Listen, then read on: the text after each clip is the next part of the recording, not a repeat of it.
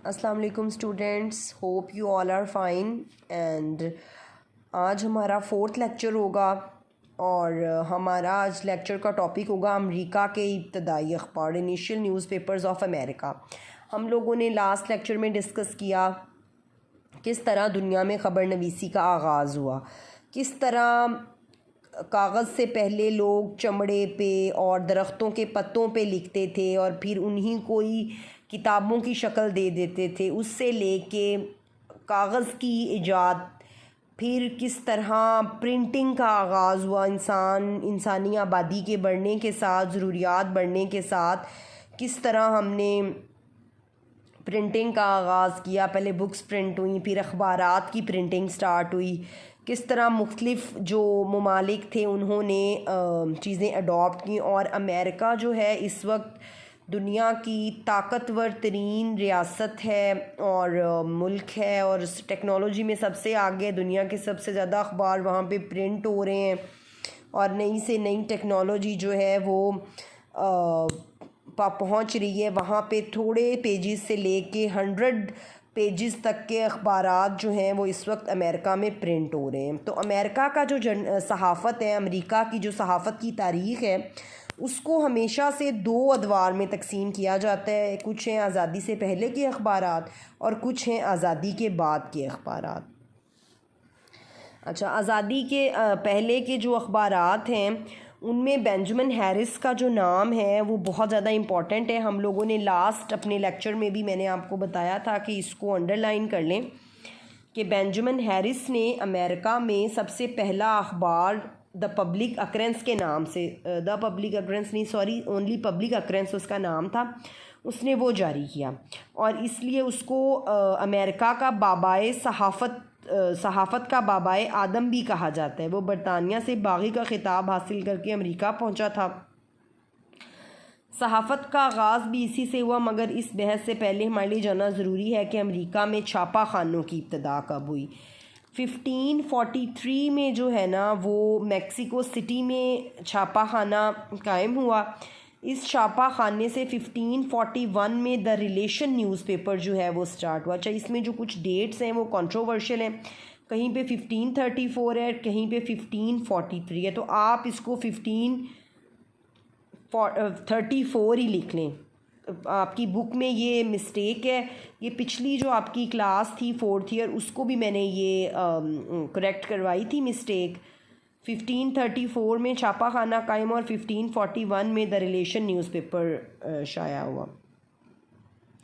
1539 में reverend Joseph ग्लोर ने एक छापा खाना कायम किया। 1674 में बॉस्टन में छापा खाना कायम हुआ और इसी साल बी ग्रीन ने एक pamphlet the present state of new English affairs के नाम से शाया किया। ये एक आम सफ़े का साइज़ का था और पेपर की सिर्फ एक तरफ तहरीर थी। इस पम्फलेट का मकसद अफवाहों और गलत इतलात की रोकथाम था। आपको पता ही है, जहाँ पे सहाफ़त है या इस तरह का काम है वहाँ पे सहाफ़त का 80% काम ही गलत एलानात और गलत बातों पे चलता है। झूठ आजकल जो है, पब्लिसिटी, प्रोपेगेंडा बहुत ज़्यादा हो रहा है। उस वक्त भी मौजूद था, लेकिन उस वक्त अखबारात कम थे तो ये काम भी कम था, अब बहुत ज़्यादा हो गया। हम लोगों ने क्या, जब पहला जो मैक्सिको सिटी, अमेरिका में सबसे पहला जो प्रिंटिंग प्रेस था या प्रिंटिंग हाउस था वो मैक्सिको सिटी में 1534 में कायम हुआ और पहला जो उसमें अखबार छपा था ना वो द रिलेशन था। लेकिन अमेरिकन, जब हम जर्नलिज़म की बात करते हैं तो पब्लिक अक्रेंस जो था बेंजामिन हैरिस का न्यूज़पेपर वो इम्पॉर्टेंट है।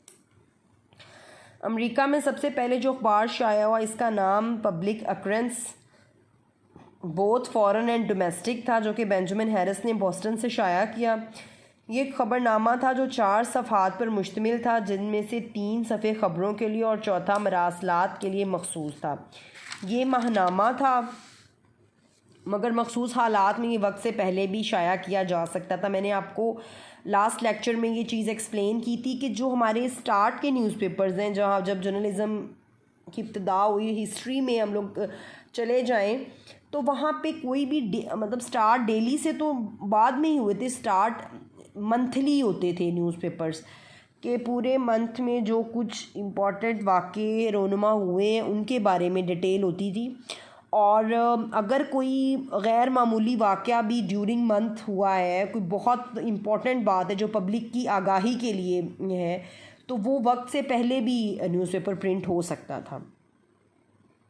25 सितंबर 1690 में पहली मर्तबा शाया किया गया, जबकि 29 सितंबर 1690 को गवर्नर ने इस पर पाबंदी लगा दी। इस तरह अमेरिका का पहला अखबार सिर्फ 4 दिन ज़िंदा रह सका। बेसिकली ये हम अब आगे जैसे हम लोगों ने हिस्ट्री पढ़ना शुरू की है, तो हम अखबारात की हिस्ट्री पढ़ेंगे। जो सारे अखबारात हैं जो आज भी चल रहे हैं, वो किस तरह किन किन मुश्किलात से गुज़र कर यहाँ तक पहुँचे हैं। अच्छा जी, अब हम पढ़ेंगे कि पहला बाकायदा अखबार, फर्स्ट रेगुलर न्यूज़पेपर कौन सा था। ये जो पुराने अखबार थे, ये कभी ने स्टार्ट कर दिया है, कोई 1 माह चला है, कोई 2 माह चला है। जैसे कि हमने ये पढ़ा कि सिर्फ 4 दिन चला था और इसको बंद कर दिया गया था। अब पहला अखबार जो पिछले अखबार का जो अंजाम है वो देखने के बाद 14 साल तक किसी को नया अखबार निकालने की ज़रूरत ना हुई। उस वक्त जो अखबारों पे अब भी है इन्फ्लुएंस, बहुत ज़्यादा डिफरेंट हमारे एलिमेंट्स होते हैं। गवर्नमेंट है हमारे, बहुत ज़्यादा इन्फ्लुएंस होता है। लेकिन इस वक्त तो मीडिया फिर भी आज़ाद है, लेकिन उस वक्त के जो अखबारात थे उन पे बहुत ज़्यादा गवर्नमेंट का और जो ऑफिशियल्स होते थे उन लोगों का बहुत ज़्यादा कंट्रोल होता था। अच्छा, 14 साल बाद जो है बिलाखिर 23 अप्रैल 1714 को जॉन कैम्पबेल ने पहला बाकायदा रोज़नामा जारी किया, जो बोस्टन से बोस्टन न्यूज़ लेटर के नाम से शाया हुआ, जिसे हुकाम की पुष्टपनाही हासिल रही। यानी कि वो उन्होंने अपने काउंटर में अपने लिए स्टार्ट करवाया होगा न्यूज़पेपर, हुकूमत ने ख़ुद से स्टार्ट करवाया होगा। ये अखबार हुक्मरानों की इजाज़त से जारी हुआ था और इस हुकूमती पॉलिसी का हामी था, इसलिए जंग आज़ादी तक तकरीबन 72 साल तक जारी रहा। This is very important thing, आपने ये चीज़ भी अपने माइंड में रखनी है कि पहला अखबार जो था जॉन कैम्पबेल ने बोस्टन न्यूज़ लेटर के नाम से शाया किया था और 72 साल तक जारी रहा। जंग आज़ादी जो पहली थी तब तक वो जारी रहा। इसकी नुमायाँ खसूसियात जैसे हम पहले भी पढ़ चुके हैं कि हुकाम की इजाज़त से और उनकी सरपरस्ती में शाया हुआ था। इससे तस्वीर की अशात का आगाज़ हुआ, इश्तिहारात की अशात का भी आगाज़ हुआ। ज़मीनें छापने की इब्तदा भी इसी से हुई, जो बहुत ज़्यादा अहम नौयत की ख़बरों की तरसील के लिए शाया होते थे।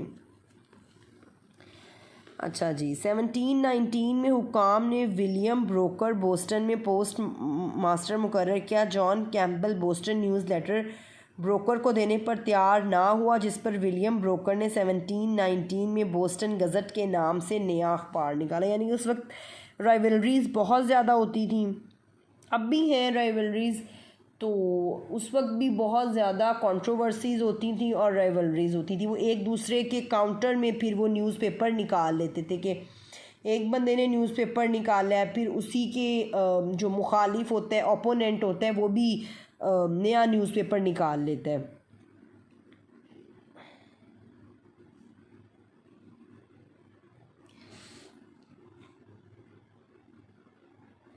सेवनटीन 1722 में जेम्स फ्रैंकलिन ने बोस्टन से न्यूज़ इंग्लिश कोरेंट के नाम से अखबार जारी किया। 1725 में विलियम ब्रैडफोर्ड ने न्यूयॉर्क गज़ट जारी किया, जो कि न्यूयॉर्क का सबसे पहला अखबार था। अब इस चीज़ को भी आप अंडरलाइन करेंगे कि 1725 में विलियम ब्रैडफोर्ड ने न्यूयॉर्क गज़ट जारी किया, जो कि न्यूयॉर्क का सबसे पहला अखबार था, जिसे हुकाम की पुष्टपनाही हासिल थी। इसके 8 साल बाद यानी 1733 में जॉन पीटर ज़ेंगर ने न्यूयॉर्क वीकली जर्नल जारी किया। ज़ेंगर हक परस्त था, इसलिए उसने अपने अखबार में हुक्मरानों पर बड़ी बेबाकी से तनकीद की, जिसकी पादाश में उसे जेल की हवा खानी पड़ी और कोई वकील उसका मुकदमा लड़ने पर तैयार नहीं हुआ। बेसिकली उस वक्त के हुक्मरानों का भी ये प्रॉब्लम था, जो प्रेस थी वो हुक्मरान मतलब अंडर थी, अथॉरिटेरियन सिस्टम था उस वक्त मौजूद। प्रेस हुक्मरानों के अंडर मतलब कोई उनके ख़िलाफ़ अगर हक़ पे भी बात करता था कोई, तो वो उसको जेल में भिजवा देते थे, डरा धमका के उनके लाइसेंस उनके कर देते थे कैंसिल। खैर, इस वक्त की हम बात जब कर रहे हैं तो यहाँ पे तो लाइसेंसिंग नहीं होती थी, इस वक्त तो बस अखबार ही निकालते थे, इतनी ज़्यादा वो नहीं थी। लेकिन इस वक्त ये था कि जिस भी हुक्मरान पे कोई थोड़ी बहुत हुकूमत पे तनकीद करते थे, हक़ पे भी होते थे, तो वो उनके अखबार बंद करवा देते थे और उनको जेल में डलवा देते थे। तो आपने देखा कि उस वक्त के हुक्मरान कितने स्ट्रॉन्ग थे और जो जर्नलिस्ट होते थे उनकी पोजीशन कितनी वीक थी कि उनका कोई मुकदमा भी नहीं लड़ता था। मगर एंड रिव्यू हेमिल्टन ने ये मुकदमा जीत लिया, जिस पर आज़ादी सहाफ़त की राह किस कदर हमवार हुई। 1728 में सैमुअल कैमर ने the universal instruction in all arts and science and Pennsylvania gazette जारी किया, जिसे 9 माह बाद बेंजामिन फ्रैंकलिन ने ख़रीद लिया और इसका नाम बदलकर पेंसिल्वेनिया गज़ट का नाम दिया। 1727 में विलियम पार्क ने मैरीलैंड गज़ट जारी किया। 1732 में जेम्स फ्रैंकलिन ने रॉड आइलैंड गज़ट जारी की। इसी तरह दूसरे अखबारात मुंदरजा झैल सालों में जारी हुए। 1736 में वर्जीनिया गज़ट, ये आप लोग याद कर लीजिएगा अच्छी तरह जो न्यूज़पेपर्स के नाम हैं। लेकिन जो मैंने आपको इम्पोर्टेंट अंडरलाइन करवाए हैं न्यूज़पेपर्स, उनको आपने अच्छी तरह पढ़ना है और आप लोग पढ़ना शुरू कर दें। कॉलेज पता नहीं कब खुलें, लेकिन ये जो आपका कोर्स है ये थोड़ा सा मुश्किल है क्योंकि इसमें हिस्ट्री है। अभी ये तो कुछ भी नहीं है हिस्ट्री, हमने अभी सारी हिस्ट्री पढ़नी है डिटेल में, अगेन एंड अगेन।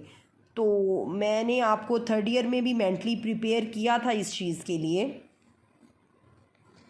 कि आपकी जो 4th ईयर में आप लोगों ने जो आपकी छुट्टियां होंगी एग्ज़ाम्स के बाद, उसमें ही आपने थोड़ी बहुत रीडिंग स्टार्ट कर देनी है, क्योंकि हमारा जो 4th ईयर का कोर्स है उसमें हिस्ट्री का पोर्शन काफ़ी ज़्यादा है और बच्चे जो हैं वो हिस्ट्री को देख के घबराते हैं। हालांकि मुश्किल नहीं होती, लेकिन बच्चे थोड़ा सा डेट्स और न्यूज़पेपर्स के नाम याद करके घबरा जाते हैं और कंफ्यूज हो जाते हैं। इसलिए मैंने आपको कहा था कि इसी घबराहट और कन्फ्यूजन से बचने के लिए आप लोगों ने क्या करना है कि अपनी छुट्टियों में जो है वो